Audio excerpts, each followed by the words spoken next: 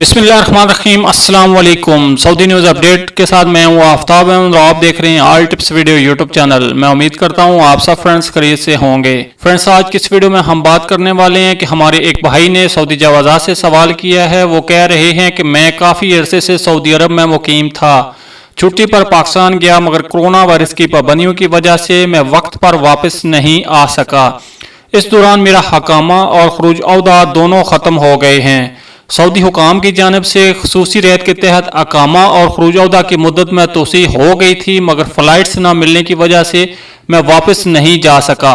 अब मसला ये है कि अकामा और खरूज अहदा की मुद्दत ख़त्म हो चुकी है। कफील ने कई बार इकामा तजदीद कराने की कोशिश की, मगर वो नहीं हो सका। मालूम ये करना है कि क्या मैं वापस आ सकता हूँ और क्या तरीकाकार है, क्योंकि सऊदी अरब में मेरे नाम एक गाड़ी और घर में सामान के अलावा लोगों के साथ लेन देन भी करना बाकी है, तो मेरी रहनुमाई करें। तो फ्रेंड्स, आज की इस वीडियो में हम इस सवाल की वजाहत करेंगे जो सऊदी जवाज़ात ने जवाब दिया है।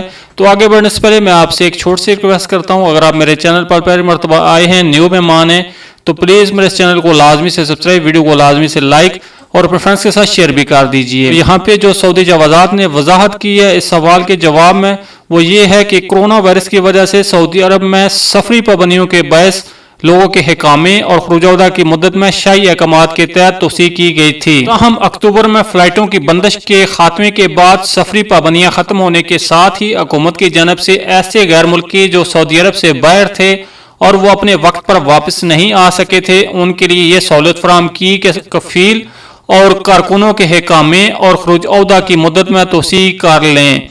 जवाज़ात की जानब से अबशर और मुकीम सिस्टम में खसूसी ऑप्शन जारी किया है, जिसे इस्तेमाल करते हुए गैर मुल्की कारकुन जो सऊदी अरब से बाहर हैं वो अपने हिकामे और खरूज अहदा की मुद्दत में तोसी की जा सकती है। इकामा की तजदीद मतलूबा लाइसेंस फीस अदा करने के बाद की जा सकती है, जबकि खरूज अहदा की मुद्दत में एक्सटेंशन माहाना बुनियाद पर फीस अदा करने के बाद कराई जा सकती है। जहां तक आपका सवाल है कि आपके कफील ने इकामा तजदीद कराने की कोशिश की जो नहीं हो सका, इस हवाले से आपके कफील को चाहिए कि वो जवाज़ात से रजू करके मालूम करें कि दुश्वारी कहाँ है।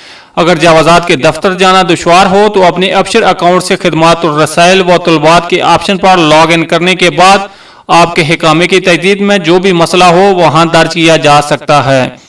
इसके अलावा हिकामा की मुकर्ररा फीस अदा करने के बाद ही अगर जवाज़ात की जानब से जो भी ऑब्जर्वेशन दी गई है उसकी फोटोकॉपी लेकर वो अल रसाइल व तलबात के ऑप्शन में इरसाल करें। अल रसाइल व तलबात के ऑप्शन से 1 से 3 वर्किंग दिनों के अंदर मामला हल कर दिया जाता है। अगर आपके हिकामे की तजदीद के लिए कोई कानूनी बंदिश होगी तो कफील को मतला कर दिया जाएगा। अगर सिस्टम की खराबी की वजह से इकामा तजदीद नहीं हो रहा तो उसे दूर करके इकामा तजदीद हो जाएगा।